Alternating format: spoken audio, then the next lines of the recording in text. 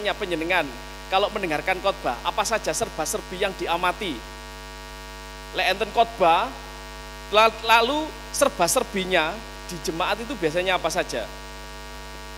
Durasi ini, terlalu lama misalkan, satu, apalagi?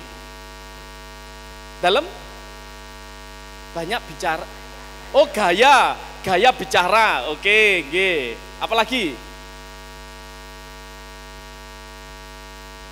Tema, ya seperti rancangan khotbah ada temanya, lalu nanti dijabarkan, apalagi? Serba-serbinya, tidak hanya yang di depan, yang di sini juga boleh. Lepas khotbah, wae khotbah, tadi disebutkan kedawan, kedawan itu biasanya reaksinya seperti apa? Ya toh? Oke, satu ngantuk, yang kedua usrek, pasti bokongnya geser-geser. Napa malih? Apa? Oh, lihat jam. Wah, ini mari-mari. Lihat jam. Selain lihat jam, Alkitab iku ning HP. Padahal sing didelok apa? Ya. Kok mari-mari ya ada. Ya, tapi tidak ada di sini, makanya saya berani matur. Tidak ada, Pak, tidak ada di Malang. Oke, saya ingin menunjukkan saat di gereja. Silakan Mbak Operator. Waktu di gereja, bukan yang di gereja, yang video yang di gereja tadi, minta tolong. Ya, yang video. Oke, ini hanya gambaran saja. Ada suaranya kah?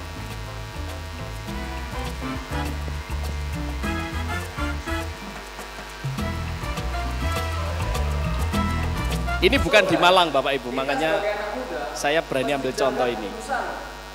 Kita harus selalu berjalan di jalannya Tuhan.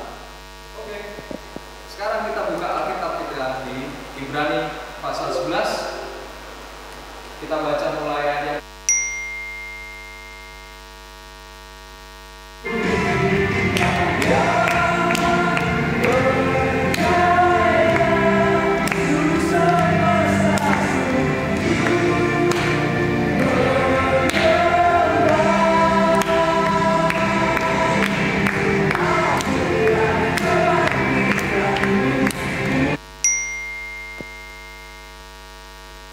tolek sing ayu.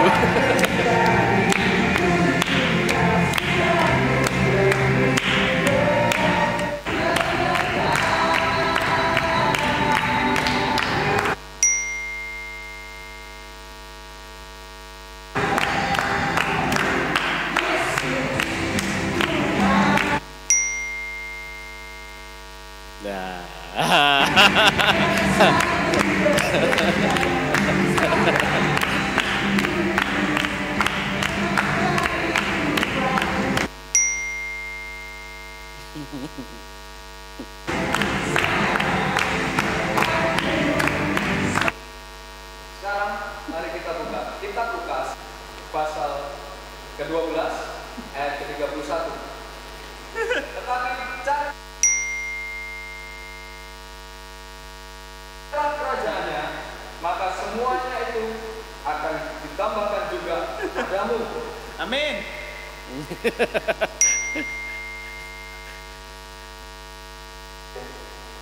Kali ini saya ingin sharing tentang pengalaman saya, di mana saat saya berkuliah, saya pernah mengikuti satu organisasi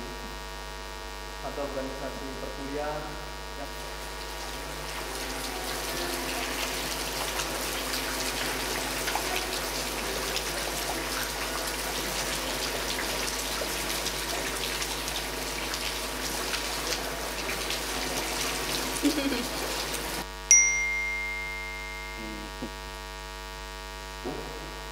baik, mari kita buka Lukas pasal 12 ayat 31. Tolong slide ya.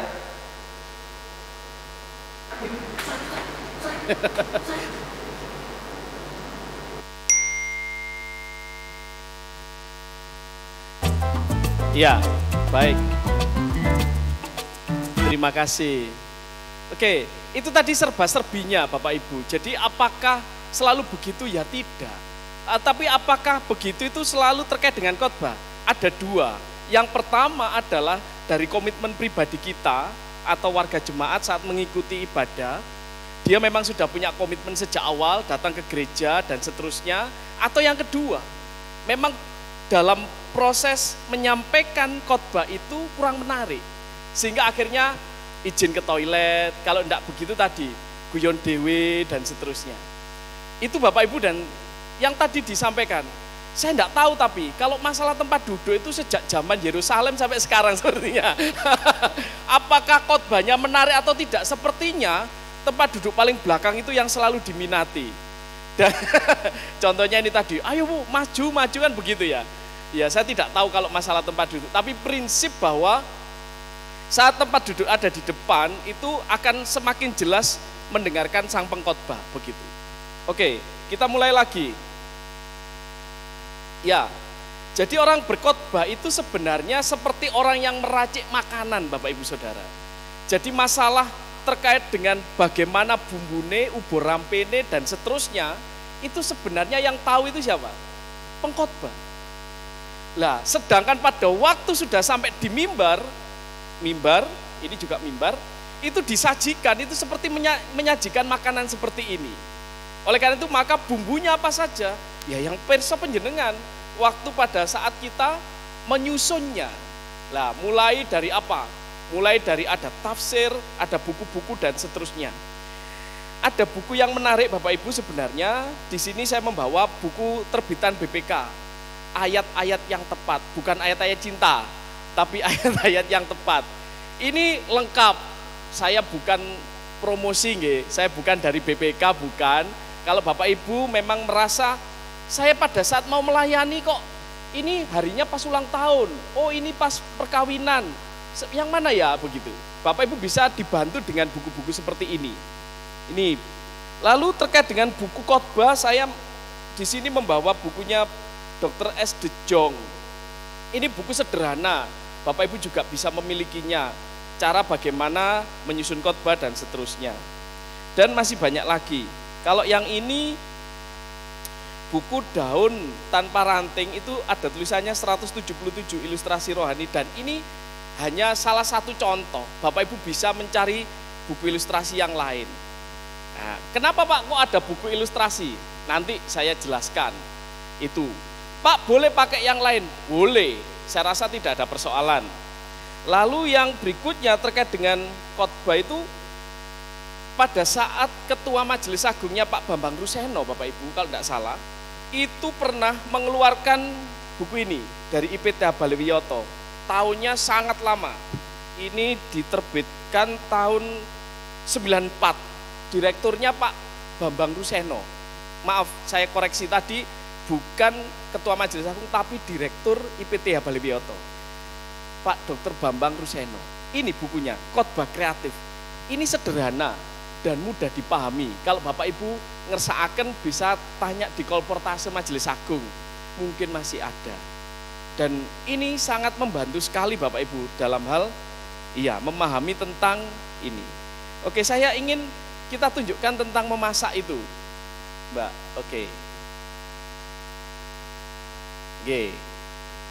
Nah, coba Bapak Ibu perhatikan saat orang memasak.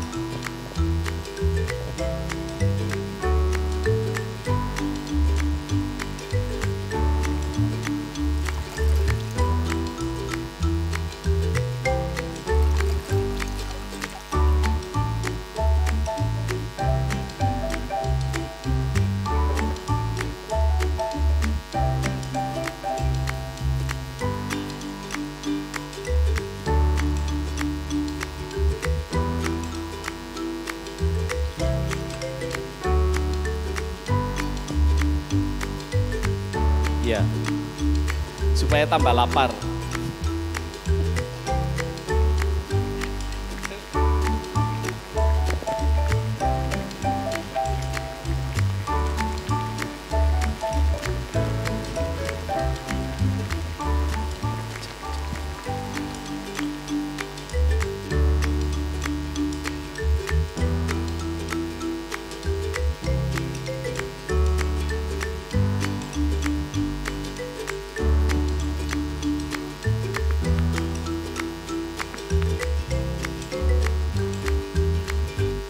Oke, terima kasih. Oh, oke, terima kasih. Bapak Ibu perhatikan, pada saat tadi bahan mentahnya apa? Ayam. Nah, ibu-ibu langsung nyaut, ayam. Setelah itu tadi ayam itu diapakan saja? Kira-kira, nyun sewu, boleh angkat tangan satu? Nah, monggo. Nah, monggo Bu. Dimarinasi dulu, terus direbus, kemudian seperti dicuci atau apa, ditus gitu ya, terus baru dibumbui. Macam-macam, tapi tadi saya lihat bawangnya kok wungkul-wungkul gitu. Nggih, matur nuwun. Kita beri aplaus Bapak Ibu. Nggih. Saya menggambarkan berkhotbah itu ya seperti itu. Jadi bahannya itu, bahan mentahnya apa? Teks. Teksnya apa? Ya teks Alkitab. Dan nanti saya jelaskan kenapa kok bahan mentah. Loh Pak, bukannya Alkitab itu iya dan amin dan bisa langsung dipakai.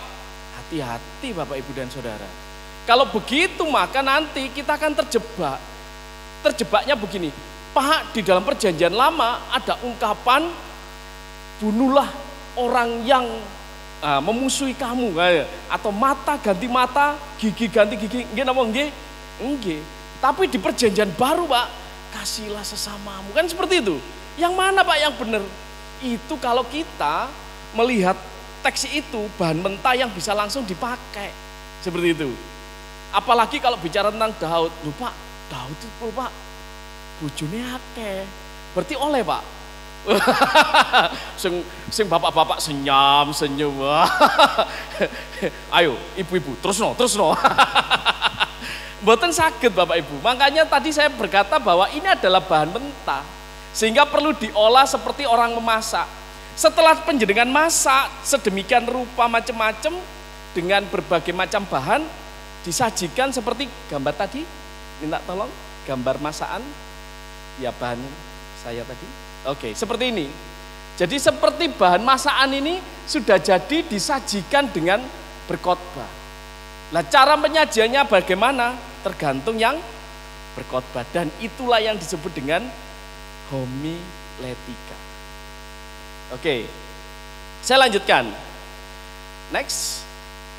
Oke. Bapak Ibu dan Saudara, kata berkhotbah apakah ada di Alkitab? Angkat tangan. Ada? Ada? Khotbah di atas bukit, coba dibuka Alkitabnya. Wah, menarik ini. Kata berkhotbah ada tidak di Matius? Kita buka yang di Matius ya. Matius pasal yang kelima. Oke. Ayat 1 dan 2, silakan. Bagi yang sudah menemukannya bisa dibaca dengan keras. Kata berkhotbah ada di Alkitab? Ada, silakan. Matius pasal yang kelima ayat 1 dan 2. Silakan. Naiklah ia ke atas bukit, dan setelah ia duduk, datanglah murid-muridnya kepadanya. Maka Yesus pun mulai berbicara dan mengajar mereka katanya. Nggih, amin. Matur nuwun Ibu. Ada kata berkhotbah? Nggih, monggo Mas. Nggih. Nggih.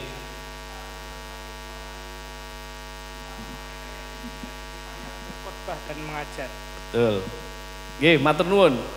Yang terakhir 1 Timotius nanti kita di akhir nggih, di akhir sekedar. Baik.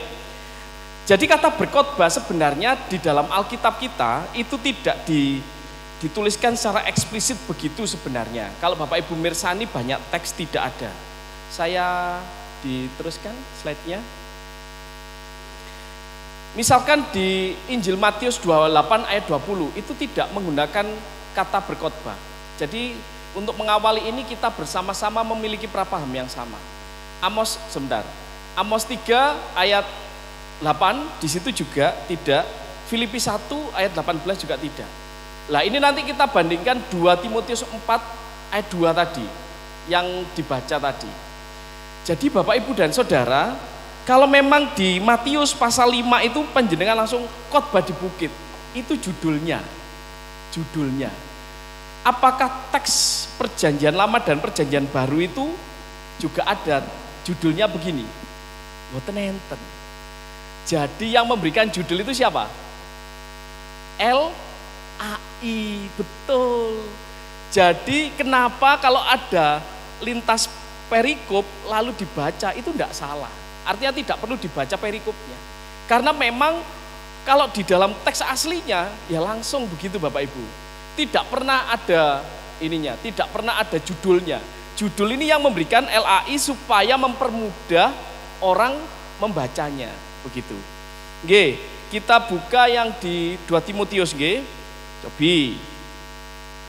Di 2 Timotius kalau wau. Saya agak cepat nanti. Oke, 2 Timotius 4. Oke, ayat yang kedua nggih. Beritakanlah firman, siap sedialah baik tidak baik waktunya, nyatakanlah apa yang salah, tegurlah dan lain salah dengan segala kesabaran dan pengajaran. Oke, yang tadi di mana Mas? Oke. 1 Timotius, benar Pak.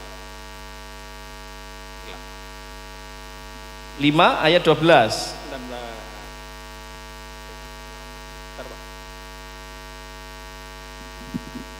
Ya, lebih terkait dengan tua-tua nggih. Tua-tua ya. Nggih. Ya, itu nanti terkait dengan yang memberikan pengajaran tentang pengajaran kepada jemaat-jemaat. 1 Timotius 5 ayat 17, Pak. Nggih, 5 ayat 17 Bapak Ibu. Ya. Penatua-penatua yang baik pimpinannya patut dihormati 2 kali lipat, terutama mereka yang dengan jerih payah berkhotbah dan mengajar.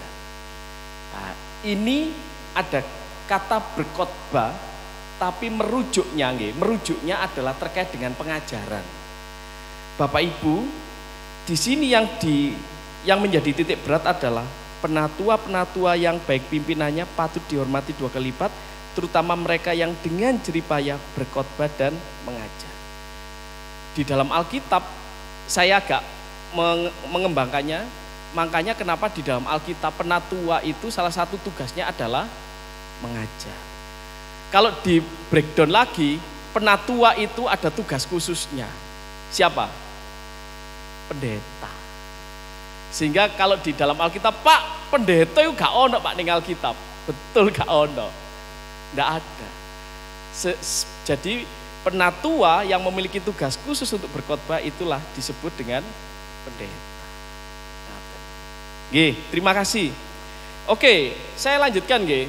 Kalau dibandingkan dengan 2 Timotius 4 ayat 2 tadi yang saya bacakan, itu disebutkan Bapak Ibu dan Saudara terkait dengan menyampaikan firman Tuhan kapanpun waktunya. Jadi intinya memang saat kita menyampaikan khotbah itu atau menyampaikan kebenaran firman Tuhan itu kapanpun waktunya, baik atau tidak baik waktunya dan seterusnya. Oke, Pak, kalau saya sedang pergumulan, apa saya masih bisa berkhotbah? Ya bisa. Di dalam Pranata Nyun Sewu, saya tadi membawa Pranata. Saya itu kalau masuk ke GKJW Jemaat Malang, lek gak nggo Pranata, wedi ya. Engkau pertanyaannya, waduh. Saya sampai bawa Pranata loh Bapak Ibu, padahal pembinaan homiletika. Bapak Ibu dan Saudara, menurut Pranata kita yang boleh melayani siapa saja? Melayani mimbar, khotbah, sinten? Pendeta, penatua, guru Injil, anggota majelis nggih diaken, terus napa malih? Vikar angsal napa mboten? Angsal, napa malih? Guru Injil sampun. Mestilah. Terus apa lagi? Pendeta-pendeta yang seoikumenes begitu, maksudnya yang ini. Oke, siapa lagi? Warga jemaat boleh napa mboten? Boleh napa mboten? Warga jemaat angsal napa mboten? Nah, oleh apa gak ya? Ternyata dalam Pranata kita itu boleh Bapak Ibu.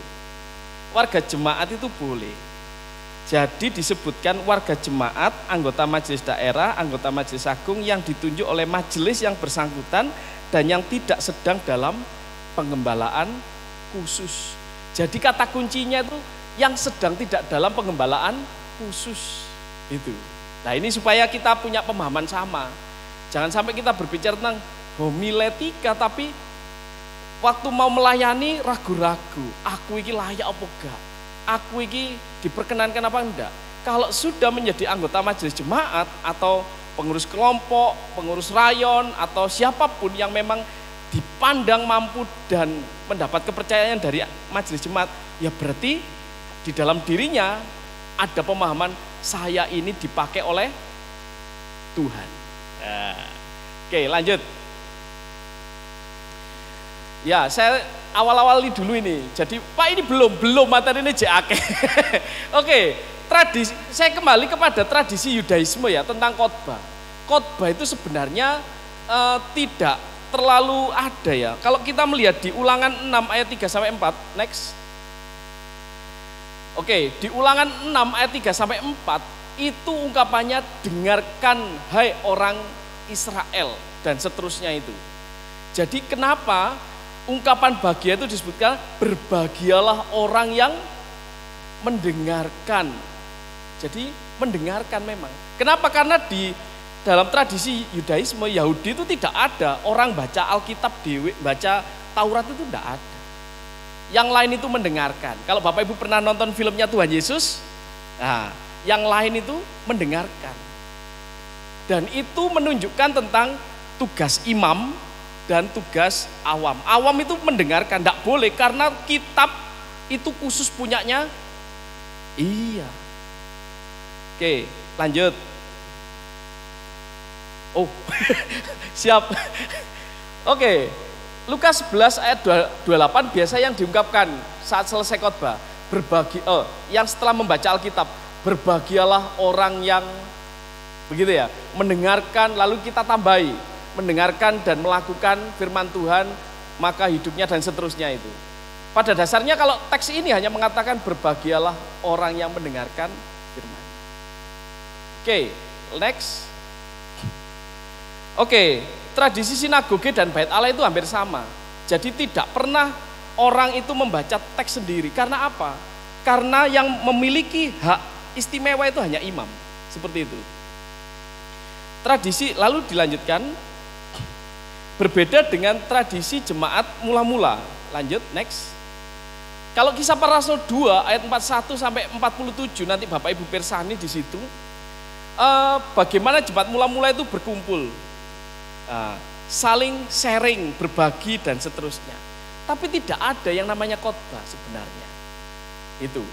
Dan dalam tradisi Israel Bapak Ibu dan Saudara, imam itu menghadapnya ke sini. Ya, menghadap salib. Seperti saudara-saudara yang muslim. Oke, lanjut. Oke, lalu berikutnya yaitu pasca reformasi, gereja reformasi. Jadi abad 16 dan 17 terkait dengan reformasi gereja Bapak Ibu. Kita itu diingatkan bahwa pada waktu itu orang beribadah itu dibagi menjadi dua, yaitu kaum klerus, imam, dan kaum awam. Kaum klerus itu punya hak untuk membaca Alkitab karena orang Katolik dulu kitab sucinya harus berbahasa Latin. Ngaten. Dan pasca Konsili Vatikan II, dulu saudara-saudara kita Katolik sebelum Konsili Vatikan II itu imam melayaninya di depan seperti di orang Yahudi, menghadapnya salib. Berbeda dengan sekarang. Pasca Konsili Vatikan II maka itu berbeda. Seperti orang Protestan begini. Kalau di gereja Protestan semua orang boleh baca Alkitab. Nggih napa nggih? Iya, boleh menafsirkannya. Makanya kenapa di gereja Protestan itu bisa multitafsir. Tetapi kalau saudara-saudara kita di gereja Katolik awam mau membawa Alkitab ini enggak bisa. Apa maneh khotbah? Ojo macem-macem. Perdi. Itu tidak bisa. Lah sedangkan di gereja reformasi kita ini punya kesempatan yang luas untuk menyampaikan firman Tuhan. Oke, lanjut. Oke, sekarang kita masuk arti khotbah. Oke. Apa itu arti khotbah? Ya lanjut next. Dalam ilmu teologi berkhotbah disebut homiletika itu, bukan hermeneutika. Ya, jadi berbeda nggih. Ini saya sampaikan dulu. Homiletika itu berbeda dengan hermeneutika. Next. Homiletika itu berbicara tentang percakapan, ceramah. Jadi homiletika itu seperti itu. Dari kata homilia, harafiahnya adalah percakapan, bercakap-cakap atau ceramah. Nah, seperti ini. Lanjut. Jadi khotbah itu percakapan. Kalau dikatakan khotbah itu percakapan, Pak, sopo sing bercakap-cakap? Wong satu orang di depan lalu ngomong kok bercakap-cakap. Percakapannya itu artinya adalah dirinya dengan Tuhan, dirinya dengan orang lain. Makanya kenapa kalau ada khotbah lalu ada pertanyaan itu harapannya dijawab. Persoalannya kan kalau di gereja kita pada saat kita bertanya, Bapak Ibu, siapa yang tadi berangkat tahu tentang kecelakaan? Misalkan, kan walaupun tahu kan ya mendel kan. Karena kita kan memiliki prapaham bahwa ibadah itu harus hormat, tidak boleh rame kan begitu. Sehingga kita tidak bisa mengungkapkannya. Ya itu salah satunya. Jadi khotbah itu percakapan. Lalu yang berikutnya hermeneutika dalam bahasa Yunani, hermenion dan hermenia adalah menafsirkan dan penafsiran. Penafsiran. Jadi tadi saya kembali ke tadi itu. Ungkapan di dalam teks Alkitab ini tidak bisa langsung kita bawa dengan kondisi saat ini. Itu akan berbahaya. Sehingga kalau ungkapan mata ganti mata, gigi ganti gigi lalu diletakkan di kondisi sekarang, maka yang terjadi adalah peperangan. Kenapa? Karena orang yang menuliskan teks ini dulu punya konteksnya, lalu sekarang dibawa dalam kondisi sekarang, ya berbeda pastinya. Itu, lanjut. Maka diperlukan penafsiran. Hermeneutika adalah studi prinsip-prinsip umum tentang interpretasi Alkitab. Loh Pak, kenapa harus diinterpretasikan? Tadi sudah saya jelaskan. Ya karena Alkitab itu bukan turun dari langit begitu, tapi dari perjalanan waktu yang panjang, kesaksian imam tahun sekian dibawa di tahun milenial sekarang. Maka perlu ditafsirkan. Tidak bisa langsung dipakai begitu saja, tidak bisa. Maka nanti akan menjadi sesat pikir. Lanjut. Tujuan utama hermeneutika adalah menemukan kebenaran dan nilai-nilai dalam Alkitab. Menerangkan, menerjemahkan, menafsirkan, mengartikan, dan jajaki. Kalau orang Jawa jajaki. Kira-kira ini, oh maksudnya penulis itu begini. Lalu nanti dalam aplikasi sekarang itu begini. Nanti kita lihat di belakang. Lanjut. Ya, berbeda dengan eksegese, itu mengeluarkan sesuatu. Jadi kalau eksegese itu apa yang ada di Alkitab dikeluarkan. Oh, maksudnya iki ngene, tak keluarkan wis dan dilakukan seperti yang tadi. Beda dengan eisegese. Eisegese itu malah berbeda lagi. Punya prapaham dulu, punya prapaham. Aku pengen ngomong atau nyindir Ibu Iko sing biasane ngrasani. Terus golek ayate. Biasanya pengkhotbah itu jatuh pada ini. Sesok nglayani KPPW, wos, sik tak golekane. Sing dia ibu-ibu sing arep tak tembak iku sasarane. Ha kok ngono. Itu eisegese. Jadi memasukkan ke dalam teks. Jadi kasarannya adalah memperkosa teks. Nah gitu. Karepe dilebokno di teks. Padahal gak cocok, ya dicocok-cocok dong. Itu seperti itu. Lanjut. Oke. Siap. Ya, ini gambarannya eksegese dan eisegesis. Oke. Kurang 10 menit saya Oke, lanjut next. Oke. Khotbah adalah percakapan antara Allah dan manusia. Kenapa kok disebut percakapan antara Allah dan manusia? Karena saat orang berkhotbah, dia akan menyiapkan khotbah itu dan merenungkannya. Dia bercakap-cakap dengan Allah terlebih dahulu. Gitu. Lalu seterusnya saat khotbah itu disampaikan kepada jemaat, maka jemaat itu akan saling merenungkan. Oh, apa kok ngene ya sing dimaksudno? Oh, uripku kudu koyo ngene, seperti itu. Lanjut next. Lalu berikutnya dia akan membangun relasi dengan sesamanya. Kira-kira hidupnya berubah apa enggak? Nah, seperti itu. Sehingga khotbah adalah selalu dialog, bukan sendiri. Kalau khotbah itu hanya antara saya dengan Tuhan, maka itu disebut dengan egoisme, kerohanian yang bersifat egois, tidak terkait dengan sesamanya itu. Sehingga yang di situ adalah membangun relasi, manusia mengalami bahwa Allah hadir kepadanya dalam firman. Jadi saat firman itu disampaikan ada refleksi, renungan, lalu ada tindak lanjutnya. Sehingga ada monolog yang dialogis. Orang yang menyampaikan firman, dialogisnya adalah dengan dirinya, dengan Tuhan, dan dengan sesamanya. Oke. Lanjut next. Oke. Khotbah adalah pelayanan firman Tuhan. Kesepakatan kita di awal nggih. Leres nggih? Jadi pelayanan khotbah adalah pelayanan firman Tuhan. Bagaimana menurut saudara jika pengkhotbah hanya menceritakan dirinya saja dalam berkhotbah? Kira-kira dos pundi? Pas khotbah mulai awal dimulai sampai amin ceritone tentang awakku tok gitu. Kira-kira panjenengan dos pundi rasane? Bosen siji, sing kedua apa lagi? Napa? Tapi nate mboten mireng ngoten.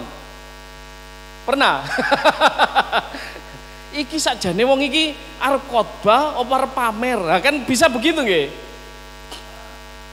Dalem curhat, curhat. Wong iki curhat ya apa? Mulai awal sampai akhir sehingga tidak ada teks itu hanya sebagai pelengkap akhirnya. Nah, itu yang tidak diperkenankan. Oke, next. Ya, tanpa bermaksud apapun. Jadi saya berikan foto ini Bapak Ibu dan Saudara. Ini adalah pengkhotbah yang banyak digandrungi begitu. Hanya saja seringkali bahasa yang digunakan adalah, bahasa khotbah itu yang digunakan adalah saudara. Saudara-saudara yang terkasih. Nah, dalam hidup saudara harus begini. Bahasa khotbah harusnya apa? Apa? Bahasa khotbah harusnya kita. Iya apa enggak? Karena bahasa khotbah itu mengenai dirinya juga enggak? Pengkhotbah juga enggak? Iya. Kalau sampai berkhotbah itu hanya menyampaikan saudara harus begini, saudara 1, 2, 3, 4, berarti itu khotbah apa? Menggurui. Lanjut. Oke. Lanjut. Jadi khotbah adalah melayani firman Tuhan yang berdaulat. Jadi dirinya itulah yang dipakai oleh Tuhan di dalam memberikan pelayanan. Lanjut. Pengkhotbah adalah pelayan yang melayani firman, bukan melayani dirinya sendiri. Oke, lanjut. Jadi pusat perhatian adalah firman Tuhan, bukan si pengkhotbah. Makanya tentu ini menjadi sebuah keheranan bagi kita. Kenapa saat yang melayani Bu Debi begitu, terus, aduh, kok Bu Debi sing melayani, kira-kira kok suwe apa gak ya? Nah, gitu. Wah, engkau sesok minggu sing layani pendeta kukuh pasti suwe.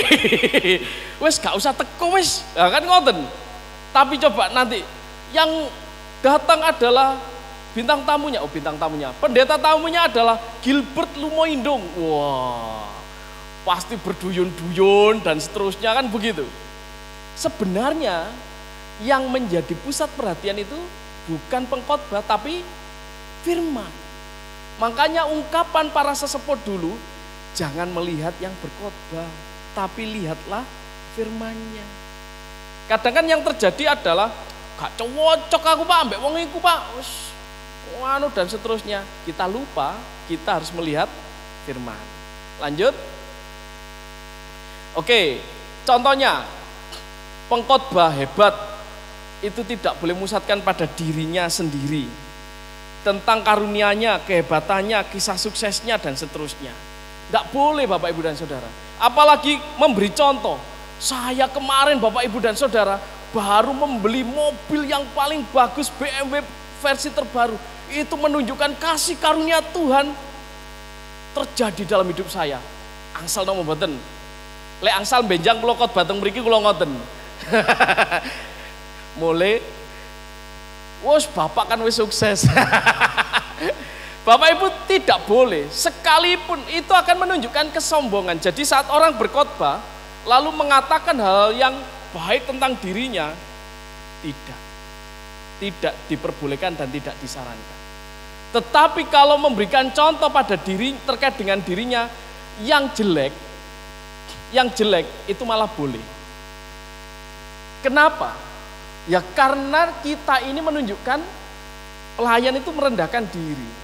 Kalau menyampaikan, saya kemarin dari teks ini saya pernah mengalami bahwa saya dulu pernah jatuh di dalam kesalahan.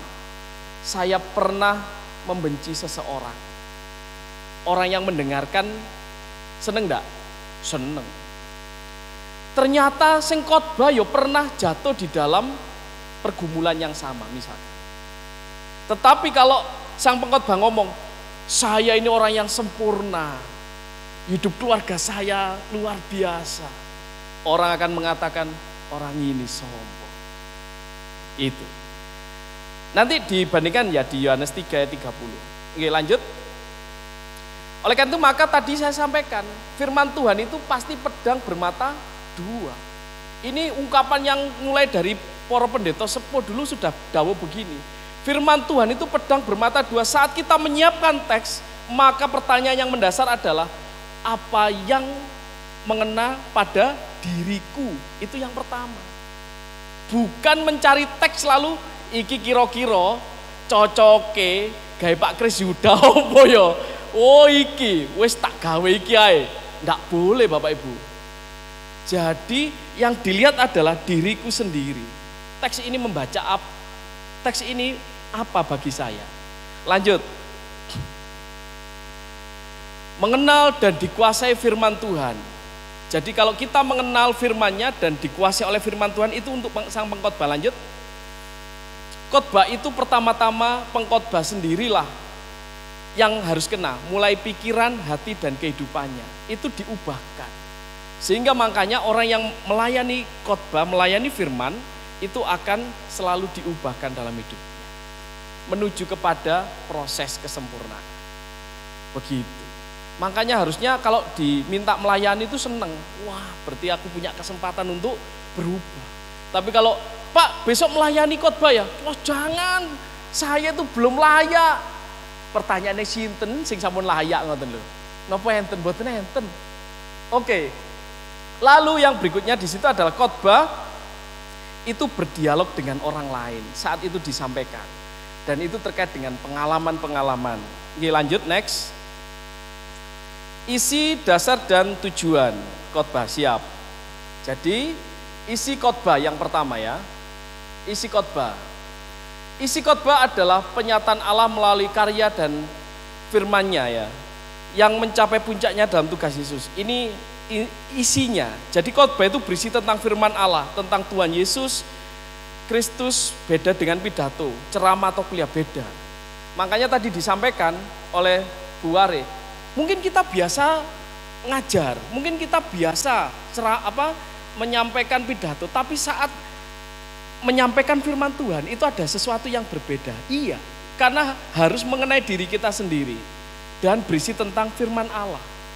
Walaupun nanti ada kembangannya, ada ditambahi survei menurut ini, ada seorang penulis yang terkenal mengatakan ini, enggak apa-apa. Tetapi yang menjadi fokus adalah firman Tuhan itu. Firman Allah yang utama, bukan yang lainnya. Begitu. Ya, sehingga kalau seringkali orang pulang dari gereja ditanya sampai rumah, "Mang ning gereja, apa firmane?" Ya gak salah, lalu jawabnya, "Pokoknya yo firman Tuhan tentang Tuhan Yesus." Repot ini. Apa firman tentang Tuhan Yesus? Yo gak salah sih aja nih. Tapi kurang tepat begitu. Oke, lanjut. Oke, lanjut. Jadi bicara tentang ajaran Tuhan Yesus ya tentang ajarannya, peringatannya, cinta kasihnya dan seterusnya. Itu yang menjadi korelasi dalam kehidupan kita sehari-hari. Oke, lanjut. Oke. Dasar khotbah, panggilan Tuhan sendiri. Jadi dasarnya orang berkhotbah itu panggilan Tuhan sendiri, bukan karena yang lain. Yang menjadi kewaspadaan, next. Yang menjadi kewaspadaan adalah ambisi pribadi, keinginan menjadi populer. Aku pokoknya pengen terkenal, aku ngelayani khotbah ning di. Ning kelompok siji, kelompok loro, sampai terakhir kelompok pinten Bu di sini. Kelompok 9, aku kabeh sing nglayani. Iku cek dadi populer, mbok meneh. Itu ndak boleh. Waspadalah supaya kita tidak jatuh pada ambisi pribadi, keinginan populer, semangat balas dendam. Wah iku, aku tak ning kelompok 5, mergane ono wong sing arep tak tembak. Aku tak khotbah ning kono.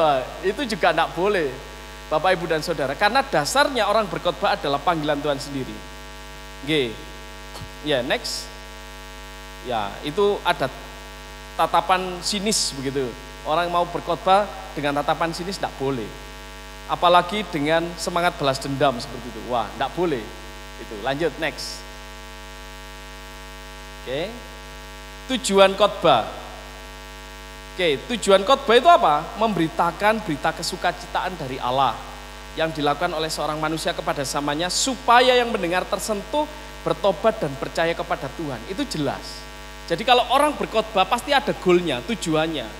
Tidak mungkin orang mau berkhotbah lalu supaya jemaatnya gak ngerti, mulai plonga-plongo gak apa-apa. Tidak mungkin.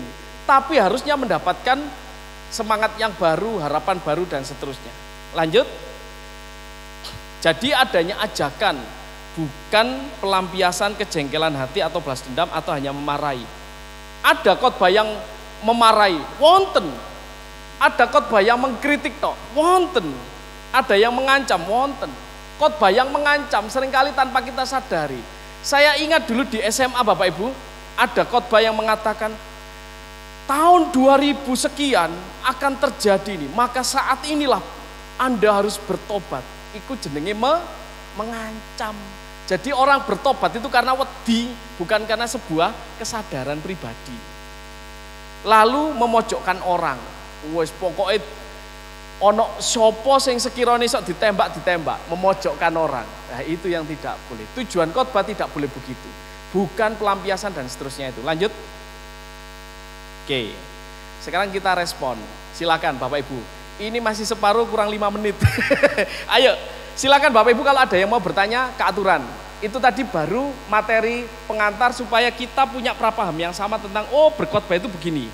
Oke, sip nggih. Baru setelah itu kita bicara tentang praktek. Kenapa? Ya supaya kita membedakan.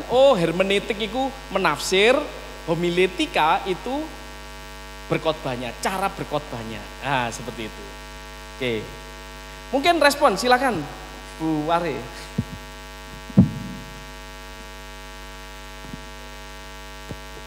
Ya, monggo Bapak Ibu, mungkin ada pertanyaan, silakan. Saya tak minum dulu. Monggo Pak Doni. Terima kasih. Tadi sudah diterangkan mengenai hermeneutik, kemudian juga bedanya dengan eksegesis atau eksegese. Memang kadang itu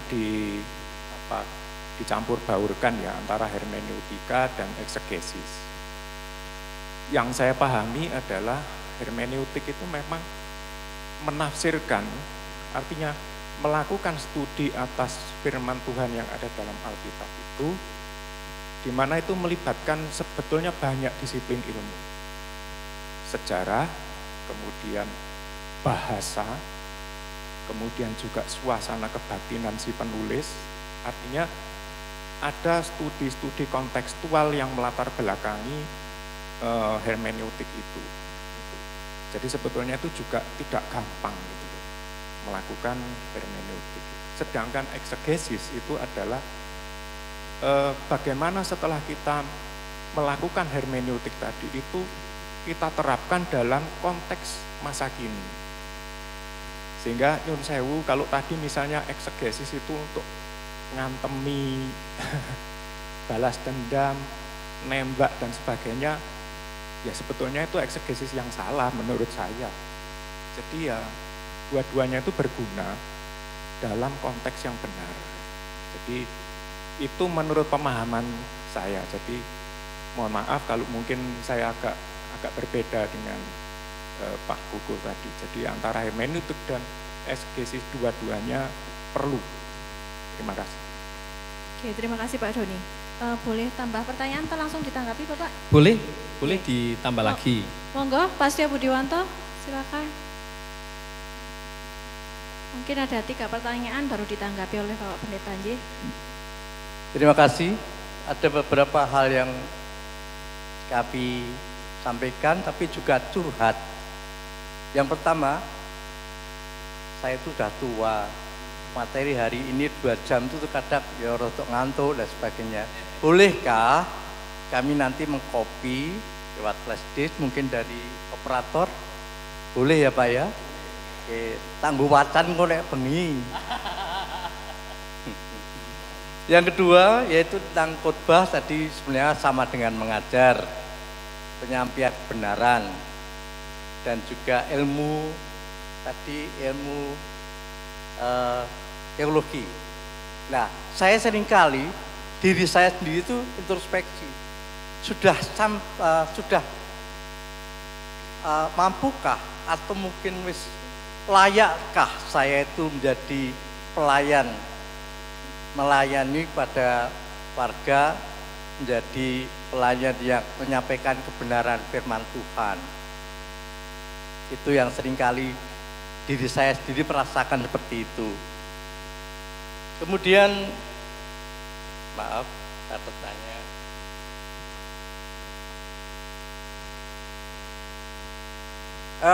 Tadi sebenarnya terakhir-akhir sudah memilih materi khotbah sesuai dengan tema. Karena saya tadi tidak sempat, kalau Mas ini sudah difoto jadi bisa untuk doman nanti. Tolong di copy, boleh mengcopy Pak ya? Iya. Ini juga curhat saya. Yang keempat itu adalah kegelisahan.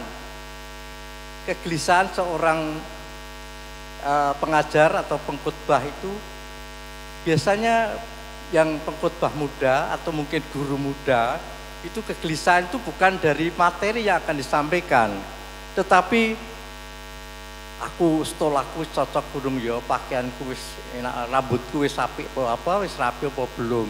Jadi kegelisahan pada diri sendiri. Jadi bukankah dari materi khotbah, tetapi dari penampilan diri pribadi. Kemudian yang terakhir yaitu proses. Mungkin sebentar lagi Pak ya akan sampaikan proses penyampaian ya. Semoga ini tanyakan. Dalam pengajar, karena khotbah sama dengan mengajar, saya 39 tahun. Mengajar itu diawali dengan memberikan ilustrasi, kemudian materi, kemudian memberikan rangkuman, kemudian kesimpulan atau penutup. Nah, ilustrasi ini yang seringkali supaya menarik. Nah, kalau di pengalaman saya itu pada waktu PLPG itu ada guru TK yang mau menerangkan tentang Garuda Pancasila. Itu ilustrasinya burung. Baru masuk ke materi burung Garuda. Begitu. Terima kasih ya Pak. Ini curhat saya aja. Terima kasih. Oke, terima kasih Pak Setia Budiwanto. Tambah 1 lagi boleh Bapak? Walaupun tadi 5 nampaknya sudah 10 sendiri di pertanyaan Bapak. Tidak apa ya? Monggo Pak Yohanes silakan. Pak Hari ke Pak Yohanes Ananto. Cukup Pak, tapi kurang menggema Pak. Iya, matur nuwun. Yang pertama komentar saja Pak, setiap saat gitu ya kalau ada acara seperti ini, panggung depan selalu kosong gitu ya. Kalau diundang apa, di mana saya perhatikan selalu kosong. Itu saya selalu ingat firman Tuhan Yesus sendiri Pak di Lukas 14 ayat 10 ini betul ini. Oh iya Bapak Ibu ini menerapkan firman itu. Saya bacakan ya. Namun apabila kamu diundang, duduklah di tempat yang paling belakang, supaya ketika yang mengundang engkau datang, ia akan berkata kepadamu, sahabat pindahlah ke tempat yang lebih terhormat di depan. Dengan demikian kamu akan mendapat penghormatan di hadapan orang-orang yang duduk makan bersama denganmu. Jadi saya selalu berpikir positif. Oh iya Bapak Ibu menerapkan firman Tuhan. Iya. Tapi kalau sudah panitia, monggo Bapak Ibu pinara ngajeng. Ya masih di depan, di belakang saja, enggak tahu. Yang kedua Pak, ini pengalaman. Kalau saya memperhatikan khotbah-khotbah, entah itu Bapak Pendeta, Bapak Ibu Penatua, diaken di mimbar, atau di patuen-patuen, itu secara isi, secara konten, karena saya guru Pak, jadi biasa menilai. Saya nilai itu dari bagus sampai sangat bagus kontennya. Jadi ya sudah saya ambil pesan intinya untuk bekal saya.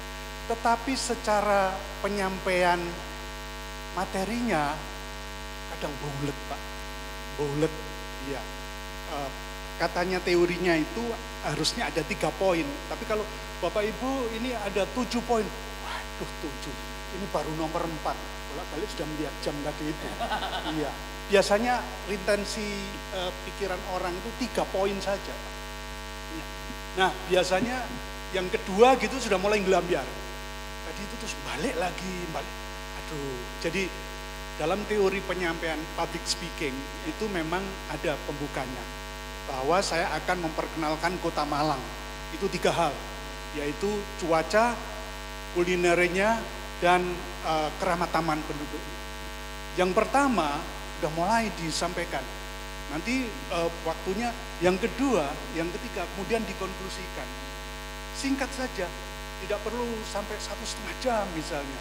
Apa kalau panjang kemudian bisa semaram? Saya juga meragukan itu. Ya kadang-kadang singkat, 1 jam lebih 10 menit, itu sudah dengan semuanya, itu pulang sudah rasanya, ya saya tahu pesannya tadi, ini. Jadi begitu Pak. Jadi homiletika ini kan the art of writing and delivering sermon. Menyiapkan khotbah dan menyampaikannya. Kalau bisa, just straight to the point. Poinnya saja. Jadi pulang itu marem. Gitu. Tapi saya sangat paham kalau kadang diulang-ulang, kadang tadi sudah disampaikan lagi, diberi contoh lagi. Kemudian apalagi off text, tidak melihat yang disiapkan. Saya sudah deg-deg ini, waduh ini bisa kemana-mana. Nggih, matur nuwun. Nggih, terima kasih Bapak. Monggo Pak Pendeta untuk menanggapi. Ini nampaknya 20 menit selesai, kalau bisa khotbahnya lebih cepat lebih baik, itu langsung wah pendeta ini dipakai lagi gitu kayaknya. Monggo Bapak. Ya, terima kasih. Nggih, yang pertama Pak Yohanes matur nuwun sekali. Saya dulu itu penasaran Pak Yohanes itu yang mana ya? Karena terkenal dulu itu KHLN. Yang biasanya ngancani bule-bule begitu loh Bapak Ibu. Dari dulu saya begitu. Ternyata sekarang baru ketemu. Terima kasih Pak. Ya, saya setuju dan sepakat Pak terkait dengan yang tadi didawuhkan tentang konten lalu bisa mengerucut begitu. Jadi tidak mbuhaleni maneh dan seterusnya. Menurut saya itu hal yang baik. Nanti di berikutnya saya akan cerita tentang waktu. Ya, waktu yang ideal itu ya, tapi tidak apa-apa nanti kan ada slide-nya. Waktu yang ideal dalam berkhotbah itu ya sekitar 15 sampai 20 menit. Yang ideal. Ya, molor-molornya sampai 30 lah, 30. Biasanya di luar itu sudah out of the space, jadi sudah diawang-awang itu biasanya, itu. Jadi saya sepakat memang begitu ya, jadi kalau terkait dengan ininya ya, pendahuluan, isi, penutup. Penutup itu salah satunya pada kesimpulan Bapak, nggih, matur nuwun, memang begitu. Lalu yang menarik itu yang tadi, tentang tempat duduk itu nggih, Makanya perlu eksegese dan hermeneutik. Ya, kalau nanti sesuai dengan itu, hanya eksegesenya saja berbeda. Eksegesenya tulisannya ya begini Pak, duduklah, janganlah engkau menempatkan dirimu duduk dan seterusnya itu, nah nanti berbeda. Padahal kalau dilihat hermeneutiknya, apakah iya pada waktu itu ngomong tentang duduk? Kan tidak. Yang dibicarakan kan tentang menyindir orang-orang ahli Taurat, pemuka agama yang waktu itu selalu ingin meninggikan diri. Ya, misalkan seperti itu. Jadi ada tafsir yang digunakan begitu untuk itu. Nggih, lalu terkait dengan Pak Setio, sakit Bapak mangke foto di copy nanti materinya. Oh, sudah di-share nggih. Wah, sudah selesai nih. Berarti kita sudah selesai nih materinya. Oke, lalu khotbah apakah sudah layak? Ya, setiap orang mboten wonten yang layak, sehingga kita semua itu berproses. Terus biasanya ada jargon gajah diblangkoni, iso khotbah gesok nglakoni. Nah, itu seringkali yang jadi jargon sehingga kita tidak pernah berani untuk belajar. Ya, tidak ada orang itu yang sempurna, tetapi kita mau belajar dipakai oleh Tuhan. Nah, seperti itu. Kegelisahannya Pak Setio kalau mau adalah terkait dengan penampilan. Penampilan itu penting Bapak. Jadi satu penampilan penting, tapi materinya juga lebih penting begitu. Jadi kalau istilahnya Cak Nun itu ya ada bungkusnya, tapi juga ada isinya. Makanya judulnya tulisannya Cak Nun itu kan pilih BH apa isinya kan gitu. Loh, ini tulisannya Cak Nun. Pilih BH apa isinya? Ya kalau isinya luarnya bagus ya isinya ya harus bagus. Jangan isinya bagus tapi covernya gak bagus. Kalau tadi disampaikan, sekarang minuman air putih tapi kalau kemasannya oke, ya jadinya berbeda. Nah, seperti itulah. Itu kegelisahan dan penampilannya. Prosesnya Bapak sepertinya sudah sangat pengalaman nggih terkait dengan proses materi ya, awal, isi, penutup sama tadi, hampir sama yang didhawuhke. Apalagi kalau Pak Yohanes ini kan pendidik dan juga dosen, tapi pasti sudah sangat paham bagaimana durasi waktu dan seterusnya. Lalu Pak Doni nggih, mungkin hanya mengklarifikasi kemawon Pak Doni bahwa memang terkait dengan mempersiapkan khotbah itu Pak, itu tidak hanya bicara hermeneutik, tapi juga eksegese. Yang membedakan eksegese sama isegese tadi itu, kalau eksegese itu mengambil dari teks keluar, bukan memaksakan kehendak kita ke dalam, tapi mengambil teks dari teks itu keluar, lalu tidak bisa dibiarkan. Makanya dilanjutkan dengan hermeneutik Pak Doni. Jadi supaya tidak salah paham tadi, sebenarnya apa yang saya sampaikan sepaham dengan yang didhawuhke Pak Doni, bahwa setelah eksegese itu diambil dari teks. Teks ini mau ngomong apa? Diambil lalu ditafsirkan, hermeneutik dengan berbagai macam hal. Nanti di berikutnya saya sampaikan. Misalkan tentang bahasa aslinya. Pak, kalau saya tidak belajar teologi apa belajar aslinya? Googling, boleh. Lalu yang kedua, historis. Sejarahnya iki biyen piye? Kok iso kaya ngene? Nah, itu boleh. Lalu berbicara tentang sosial masyarakat. Saya tanya, Bapak Ibu masih ingat khotbah 2 minggu yang lalu tentang teks Injil maksudnya? Masih ingat? Kisah tentang apa? 2 minggu yang lalu. Kalau minggu yang kemarin kan tentang Tuhan Yesus apa? Iya betul Ibu. Yang 2 minggu yang lalu itu perempuan Samaria. Betul. Kan tidak bisa kita hanya melihat, oh perempuan, kita melihat Samaria. Samaria itu siapa? Golongan apa? Perempuan. Dalam tradisi Yahudi, perempuan itu seperti apa? Kan begitu. Sudah perempuan Samaria gak duwe bojo. Nah misalkan seperti itu. Itu melihat latar belakangnya.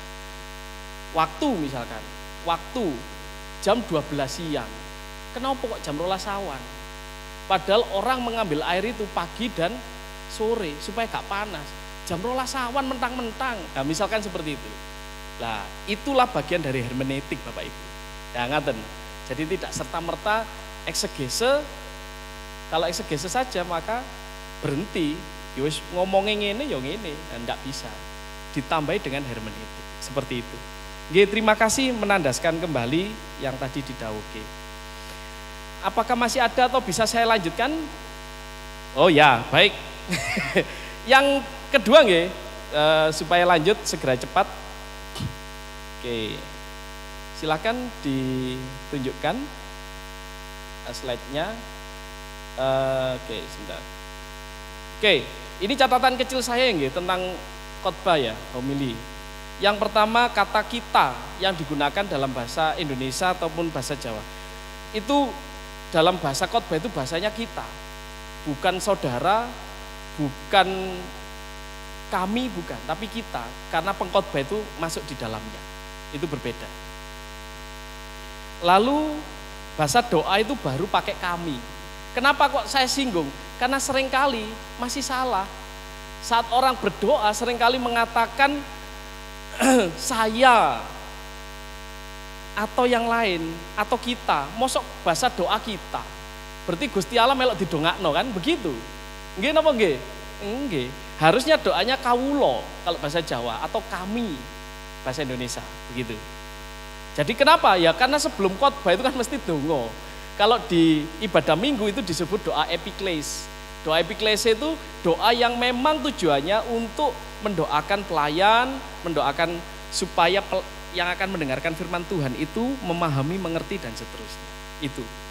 Lah, yang terakhir adalah supaya Roh Kudus berkarya di dalam khotbah itu. Lalu berikutnya adalah lanjut. Kalau kata saya itu bahasa pribadi doa kita ya. Lalu kata kepada dalam doa itu kurang tepat. Sebaiknya kami berdoa untuk dan seterusnya. Misalkan kami berdoa kepada Pak Yohanes yang sekarang sedang sakit kiranya Tuhan sembuhkan. Tidak. Kalau ungkapan doanya saya berdoa kepada Pak Yohanes supaya sehat, berarti kita berdoanya kepada Pak Yohanes. Bukan itu. Kadang salah menyampaikan. Lalu kata dalam bahasa Jawa itu kangge itu berbeda dengan kagem. Kalau yang saya pahami mohon dikoreksi kalau saya salah.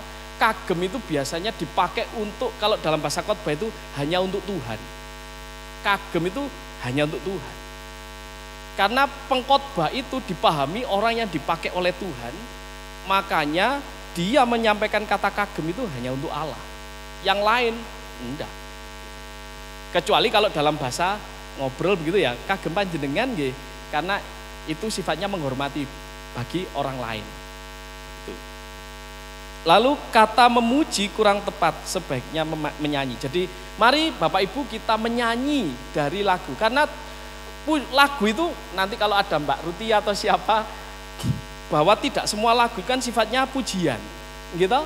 Tidak semua memuji, ada yang panelongso, ada yang pengakuan dosa, ada sukacita, jadi tidak semua menyanyi, tidak semua memuji.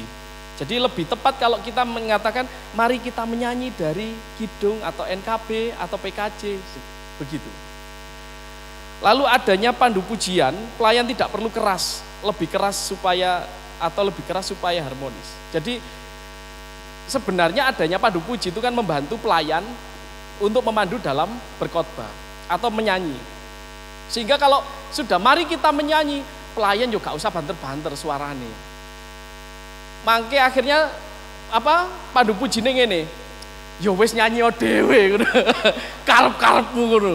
Repot itu. Jadi kalau memang kita ini yang melayan ya sudah, mari kita itu. Bahkan guyonannya gini, guyonan saja. Pelayan tuh gak nyanyi. Kenapa? Karena yang menyanyi kan jemaat, Bapak Ibu jemaat. Mari menyanyi dari sing menyanyi sinten? Jemaat. Pelayan gak nyanyi. Itu guyonane. Tetapi sebaiknya mengurangi volume bagi pelayan kalau pengen nyanyi. Sebaiknya begitu. Karena ada pandu puji yang pasti sudah mempersiapkan dengan baik. Ya, di situ saya tuliskan waktu ideal dalam berkhotbah itu lebih kurang 15 sampai 20 menit. Kalau lebih-lebih ya 30-an menit lah. Tetapi kalau memang khotbah itu menjadi sangat-sangat menarik, bolehlah sak jam ngono. Tapi pertanyaannya, fokus enggak? pada tema itu. Jangan-jangan gelambiar. Salah satu hal orang berkhotbah itu adalah ada catatannya. Loh Pak, kalau membawa catatan itu katanya nanti tidak dari Roh Kudus. Bukan. Saat penjenengan berdoa menyiapkan itu ya dari Roh Kudus. Supaya apa? Saya setuju tadi di Dawoke. Supaya tidak gelambiar. Itu. Jadi tahu, oh sekarang saya pada poin ini. Sekarang poin ini selesai. Tapi kalau tidak ada catatan sama sekali, pun taklah, percaya kula, gelambiar. Embo sampai tekan dinggo. Itu. Amin kok. Kata yang ditunggu dalam ibadah adalah selalu amin. Oke, siapa yang boleh berkhotbah tadi sudah saya bahas, jadi tidak usah saya bahas. Jadi berkhotbah itu ya sesuai dengan pranata itu. Oke, lanjut.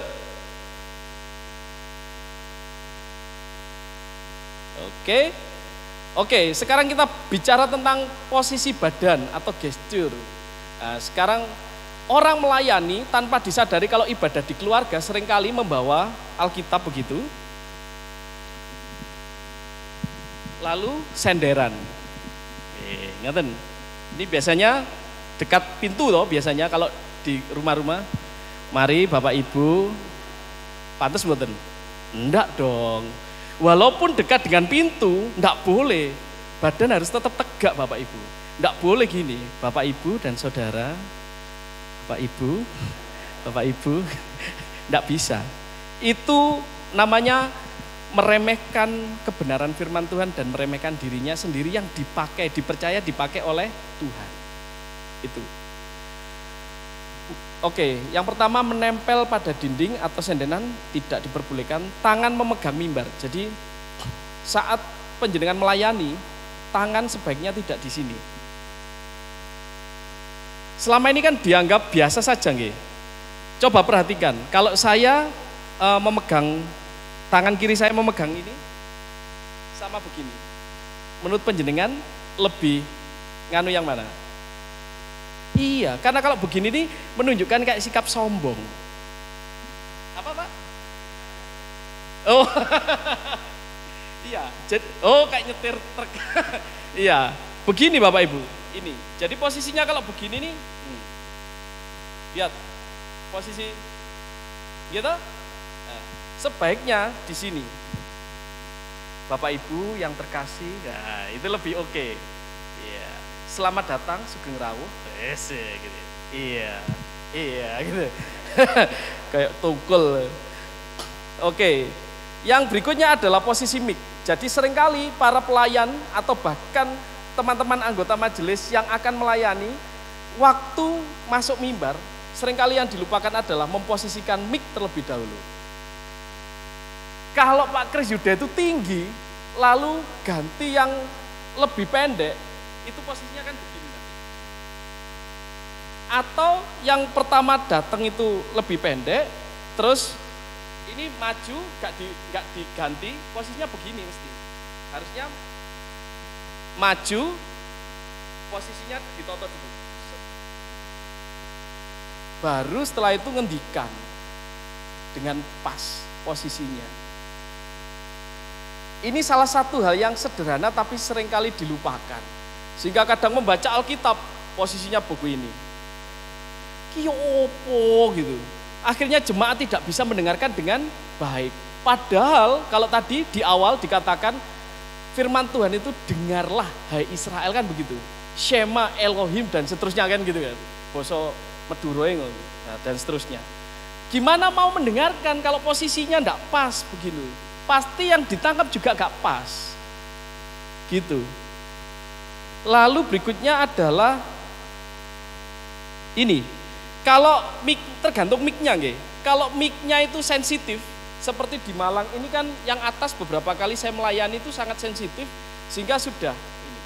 GKJW tulang bawang itu juga sensitif. Jadi bahkan di mimbarnya itu ditulisi jarak antara mulut dan mic 5 cm. 5 cm atau 10 cm ya, seperti itu. Jadi gini. Karena memang sensitif. Kenapa? Karena kalau terlalu dekat, ya itu. Tapi kalau ya suaranya ada jaraknya. Tergantung sensitivitas.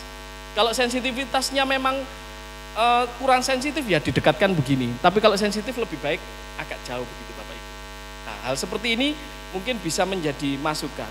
Suara yang lantang, jelas, jangan umi-umi. Bapak Ibu, saudara, nanti nggak dengar. Padahal kita ini menyampaikan firman Tuhan. Jangan sampai, iki mau ngomong apa? Jangan. Ungkapkan dengan jelas lantang karena kita pede. Saya dipakai oleh Tuhan, maka saya menyampaikan dengan percaya diri. Saya sudah persiapan, kecuali gak persiapan. Bedo. Itu. Kalau sudah persiapan. Kapan Pak persiapannya? Lebih jauh-jauh hari lebih baik. Sebulan sebelumnya atau maksimal 2 minggu sebelumnya. Tapi bagi yang sudah pengalaman biasanya mungkin seminggu gitu sudah cukup ya. Tapi bagi yang mungkin anggota majelis yang baru atau pengurus kelompok boleh sebulan sebelumnya. Dan konsultasilah kepada Pak Pendeta terkait dengan konsepnya, siap itu. Oke, lalu hindari gerakan yang tidak perlu. Contohnya membetulkan rambut. Nah, jangan di posisi mimbar penjenengan membetulkan rambut, tidak baik, artinya gak pas, dilihat itu kurang elegan, apalagi nanti terus penjenengan ngupil. Loh, bisa ndak tanpa disadari gitu, ngupil saged, ngupil rek enake gitu, terus mari ngono ditempel no, wes gak sido kan, jijik aku gitu. Tapi seringkali tanpa disadari itu bisa terjadi karena gerakan yang involunter yang tiba-tiba karena kebiasaan Bapak Ibu. Itu betulkan gini. Ya apa mau gak sabuan ta ya apa kayak gitu. Gak penting.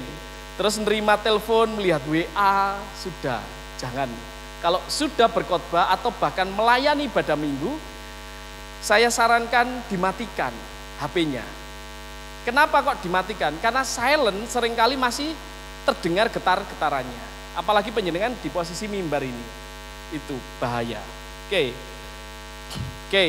Itu yang perlu hal-hal sederhana teknis ya, tapi itu penting dalam panjenengan melayani nanti. Tatapan ke depan. Ada orang berkhotbah itu tatapannya tidak ke depan, tidak kontak eye contact. Ya, eye contact gitu. Tapi lihatnya ke atas atau lihatnya ke bawah. Enggak. Itu enggak akan menarik. Padahal sejak awal penjenengan pengkhotbah memulai itu harus eye contact dulu. Nah, baru setelah itu mulai. Ininya ditoto, seret. Ngendikan. Seperti itu. Menurut saya itu penting. Karena saat kita tidak eye contact, maka jemaat mengatakan aku ini dianggap apa enggak? Nggih napa nggih? Nggih. Itu penting. Oke, next. Oke, membuat renungan dengan cara yang mudah dan bertanggung jawab. Kenapa bertanggung jawab? Karena ada renungan yang tidak bertanggung jawab. Asal comot itu tadi. Misalkan, oke, lanjut. Oke, yang pertama pemahaman. Khotbah merupakan salah satu sarana menyampaikan pesan isi teks kepada pendengar. Memperhatikan kaidah-kaidah yang berlaku dan seterusnya itu ya. Oke, lalu berikutnya adalah ada ungkapan yang menarik. Next.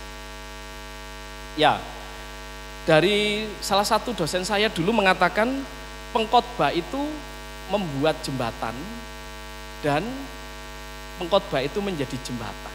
Kenapa disebut jembatan? Karena teks ini kan ditulis sekian ratus tahun lalu. Sehingga kita diminta untuk membuat jembatan supaya jemaat itu memahami. Lalu pengkhotbah menjadi jembatan. Jembatan kepada ini. Sehingga apapun harus dilakukan. Termasuk kalau penjenengan harus mempraktekkan sebuah ilustrasi. Ya tidak apa-apa. Tadi pakai ilustrasi itu tadi. Berarti Bu Warif sudah biasa khotbah ya? Iya, itu. Sudah pakai ilustrasi. Itu menurut saya menarik. Jadi media yang ada harus dipakai. Mulai dari simbol misalkan air, ini boleh misalkan seperti ini dipakai. Bapak Ibu, bagaimana kalau botol air ini diibaratkan, nah seperti itu. pendahuluan. Orang sudah langsung mau khotbah, ditaruh botol kecap. Kita mulai ibadah awal. Warga jemaat penasaran enggak dengan ini? Ono opo kok nggawa botol kecap? Lalu disangkut pautkan pada saat kita khotbah. Pendahuluannya, tidak ada orang yang mengatakan dirinya nomor 2. Orang selalu mengatakan dirinya nomor 1 seperti botol kecap. Botol kecap disinggung, masuk kepada teks. Setelah teks ngomong ini, aplikasi. Seperti yang tadi, seringkali manusia jatuh kepada seperti botol kecap yang ingin merasa dirinya paling baik, paling dan seterusnya. Botol kecap ada korelasinya. Tapi lek botol kecap dincep nodot, jeret, tidak dibahas sama sekali. Pulang jemaatnya ngene, iki mau lapo nggak botol kecap? Kan begitu. Iya. Apa dodolan kecap Pak Pendito iku mau gitu kan, bisa begitu ya. Oke, lanjut. Ya, metode khotbah itu mempunyai banyak ragam dan bervariatif Bapak Ibu. Yang sering digunakan, beberapa yang sering digunakan adalah khotbah tema. Ya, khotbah tema itu biasanya menggunakan tafsir narasi atau historis kritis atau simbol. Pak, ada tafsir simbol? Ada. Contohnya kemarin di GKJ Kedung Kandang itu mengundang Bu Pendeta Rena Cesaria, cerita tentang Getsemani. Getsemani itu ternyata kan taman yang banyak ditumbuhi oleh pohon zaitun. Panjenengan pirsa minyak zaitun. Lah minyak zaitun yang ada di toko-toko itu kan warnanya hijau. Ternyata pada saat diperas pertama kali dari buah zaitun itu yang keluar adalah warnanya merah. Warna merah itu menunjukkan simbol bahwa Tuhan Yesus akan darah. Nah, seperti itu. Itu salah satu tafsir simbol. Atau historis kritis melihat latar belakangnya. Narasi, lalu ideologi. Nah, tafsir ideologi ini yang panjang. Tapi terkait dengan tafsir itu berbeda nggih dengan khotbah. Bagian dari khotbah. Tapi tafsir itu ya menafsirkannya, hermeneutik itu tadi. Ideologi salah satunya seperti Daud begitu. Ideologinya Daud itu kan dimasukkan ke Mazmur. Cerita-cerita teks yang ada di dalam 1 dan 2 Samuel itu kan sebenarnya ingin membawa nama Daud itu memang menjadi nama yang baik, harum dan seterusnya. Terlepas dari Daud itu dan seterusnya. Saya tidak membahas lebih banyak supaya nanti saya diundang lagi untuk tafsir. Ini kan beda. Ya, lalu khotbah ayat. Nah, khotbah ayat ini yang seringkali kita ketahui di banyak tempat. Joko seayat diterangno. Contohnya tadi yang disampaikan Pak Yohanes. Di teks mana tadi Pak? Lukas 10. Dikatakan bahwa kalau kamu duduk, janganlah kamu duduk di depan dan seterusnya. Khotbah ayat. Wis ikut dijoko terus dikhotbahkan. Tanpa melihat latar belakangnya. Bahaya kalau khotbah ayat. Tapi ada khotbah ayat. Dan seringkali dipakai dengan khotbah ekspositoris. Next. Khotbah ekspositoris ini seringkali yang favorit digunakan oleh saudara-saudara kita Pentakosta karismatik. Saya pernah dikasih bukunya Pak Yakub Nahue. Di sini tentang khotbah itu dia menggunakan minimal ya. Rata-rata kalau Bapak Ibu mirsani khotbah Pentakosta karismatik, maksimal ayat yang digunakan itu 10. Nah, kalau jenengan nanti ikut ke gereja Pentakostal atau mirsani di YouTube, hitung aja, hitung. Ayat 1 muncul, bacaannya ya, setelah baca nanti ayat muncul 1. Lalu dihitung lagi 2, 3, maksimal 10. Nanti kalau ada yang lebih dari 10, jenengan infokan ke saya. Tapi rata-rata ini. Jadi misalkan seperti ini, dia ngambil mulai dari bacanya Lukas 6 ayat 46 sampai 49, badai dan gelombang kehidupan. Tetapi yang dikutip 1 Korintus 10 ayat 13, Ayub 2 ayat 4 sampai 6, Yakobus 1 ayat 2 dan seterusnya, banyak. Loh Pak, apa nggak boleh? Nggak boleh. Dalam hermeneutik yang bertanggung jawab nggak bisa. Karena itu namanya memperkosa konteksnya. Konteksnya berbeda, dipeksa kongkon melok, ndek gini. Seperti itu. Ya, itu yang berbeda. Oke, lanjut. Khotbah observasi teks. Jadi oke. Jam 11 selesai. Oke. Khotbah observasi teks as Belling method ya. Jadi ini salah satu yang saya sampaikan terkait dengan membaca teks dengan apa ya? Dengan kritis begitu. Khotbah observasi teks Belling method ini adalah melihat teks apa adanya lalu mencari hal yang dengan kritis sesuai dengan ceritanya. Next. Prinsipnya setiap metode itu mempunyai kelebihan dan kekurangan masing-masing. Metode khotbah berbeda dengan metode tafsir. Itu yang penting Bapak Ibu. Jadi metode khotbah ya beda dengan metode tafsir. Kalau metode khotbah itu salah satunya tadi dengan menggunakan ungkapan, kata, dan seterusnya, tapi metode tafsir beda. Metode tafsir itu historis kritis, narasi, ekspositoris, ideologi, macam-macam. Itu metode dalam tafsir. Begitu. Oke, sebelum kita lanjut ke berikutnya, oke, mungkin kita buka pertanyaan, diskusi. Boleh, boleh. Boleh, saya tinggal sedikit sebenarnya, boleh di next sebentar nggih, minta waktu 5 menit. Nggih, lanjut. Yang perlu diperhatikan dalam berkhotbah adalah siapkan hati dan hubungan kita dengan Allah, itu yang paling penting. Karena saat kita mau memulai mempersiapkan khotbah tapi hati kita belum berdamai, misalkan jek mangkel ambek bojone, khotbah iki gak dadi. Atau misalkan dadi pun itu pasti meksa. Lanjut, siapkan bahan dengan matang, yaitu isi, khotbah, dan istilah-istilahnya ada di Persani. Oke, sikap saat berkhotbah, posisi tangan dan dagu. Tadi kalau posisi tangan sudah, posisi dagu itu penting. Saat penjenengan dagunya sejajar, itu baik. Tapi kalau dagunya sudah gini, apa kesannya? Sombong. Sudah penjenengan sudah posisinya begini, terus ininya gini, tidak pas. Tapi kalau begini terus begini, itu lebih baik. Tapi ya jangan gini. Oke, lanjut. Suara tadi ya saya sampaikan suara yang lantang. Lalu alur khotbah, yaitu alur khotbahnya itu pendahuluan, isi itu poin, alasan. Kenapa itu? Lalu contoh itu penting. Seberapa panjang khotbah penjenengan, tapi kalau tidak memberi contoh yang sifatnya aplikatif, itu menjadi akhirnya suatu yang hambar. Karena khotbah itu harus berangkat dari sesuatu yang ada di lapangan, bukan di awang-awang. Misalkan contohnya, Bapak Ibu saat penjenengan ada di lampu merah, karena depan itu kan dekat lampu merah. Kalau ada lampu kuning, apa yang panjenengan lakukan? Digaspol apa mulai mandek? Nah, seperti itu. Itu langsung mengena. Oh iya yo, aku biasa nelek lampu kuning, tambah tak gietno.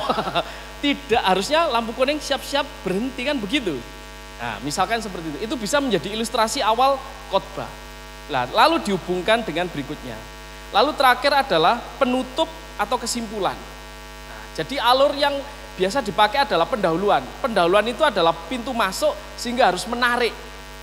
Kalau mulai pendahuluan sudah tidak menarik, sudah masuk ke isi itu pasti ngantuk Lalu terakhir kesimpulan. Kesimpulan itu kenapa penting? Seringkali ada yang lupa memberikan kesimpulan sehingga paparan yang dua pokoknya yang mau gak duwe kesimpulan. Akhirnya pulang, iki mau sakjane opo yo? PR besok dikumpulkan. Menurut saya Bapak Ibu itu yang perlu dipahami ya. Atau variasi itu ada teman pendeta dulu karena dia pinter ya, Pak Pendeta Gideon itu, dia kalau membuat khotbah dulu itu tidak selalu pendahuluan. Dia bisa langsung isi, lalu di tengah-tengahnya dikasih masuk pendahuluan, baru kesimpulan, variasi. Tapi yang secara umum jemaat memahami pendahuluan, isi, closing, penutup. itu yang mudah memang begitu. Nggih. Terkhusus pendahuluan Bapak Ibu, buatlah sesuatu yang menarik pokoknya. Nggawa watu. Duwepek gini, jeret. Jemaat pada waktu panjenengan melihat nggawa watu iku wis takon, ono apa kok nggawa watu? Lalu dihubungkan dengan Tuhan adalah gunung batu dan kekuatanku. Wah, sudah, lah masuk sudah, dan seterusnya. Oke, lanjut. Oke, tambahi tafsir kalau mungkin, karena tafsir itu kalau terlalu ribet, artinya terlalu masuk, maka akhirnya jemaat bosan dengan tafsir itu. Tafsir perlu, tapi tidak harus begitu. Serahkan pada Tuhan hasil akhirnya. Oke. Ya, itu sampai di situ dulu. Nanti kalau Bapak Ibu kita mau nyoba khotbah observasi teks, kita akan coba ya. Tapi kalau nanti waktunya tidak memungkinkan, kita langsung coba dalam hal praktek khotbahnya saja. Bapak Ibu pasti sudah pernah atau sering menyiapkan bahan khotbah. Nanti kita evaluasi bersama-sama. Oh, kurang begini, tambah ini, seperti itu. Jadi sambil jalan. Oke. Yang ditampilkan semua aja, Mbak. Yang terakhir yang khotbah observasi teks coba. Oke, ditampilkan semua 1, 2, 3, 4, 5. Ya, saya hanya mengingatkan di sini kita menggunakan mind mapping untuk membuat teks khotbah kita. Sehingga teks khotbah yang panjang itu, penjenengan dengan membuat mind mapping itu membuat lebih sistematis.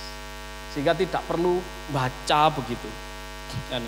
Bahan khotbah itu kalau di RK itu kan panjang. Gitu. Oke. Saya rasa itu dulu Bapak Ibu, saya serahkan kembali kepada moderator. Matur nuwun. Ya, matur nuwun Bapak. Nampaknya ini akan jauh lebih lengkap ketika kita semua berdiskusi.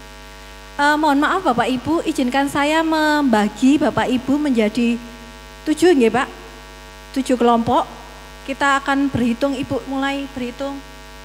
1, 4, Bapak 4. Ibu 5, 6, Ibu 7. Nggih. Mulai 1, 5, 7. 7 Pak. Ibu 1, 2, 3. Bu Budi mau sampun nggih? Ibu tadi sampun nih. Berapa Mbak? 3. Mbaknya 4. Bu kesini. 4, 5 Bu. 5, 6, 7. Pak 1, 2, 3. Ke belakang. 4, 5, 6, 7. Ini sepaket atau enggak? Oh enggak ya, 7 berarti ya. Terus Bapak tadi sampun nggih? Belum ya? 1, 2, Ibu 3, Pak Andre 4, 5, ke belakang 6, 7, 1 Ibu, 2, 3. Monggo 1 dengan 1, 2 dengan 2, 3 dengan 3. Monggo bisa 1 di sana Bapak Ibu, 1, 2, 3, 4 dan seterusnya. 5, 6, 7. Monggo. Silakan kita beranjak dan berpindah lebih cepat lebih baik supaya kita segera bisa praktek. Monggo. 1 di sana dibantu Pak Hari, 2 di belakangnya.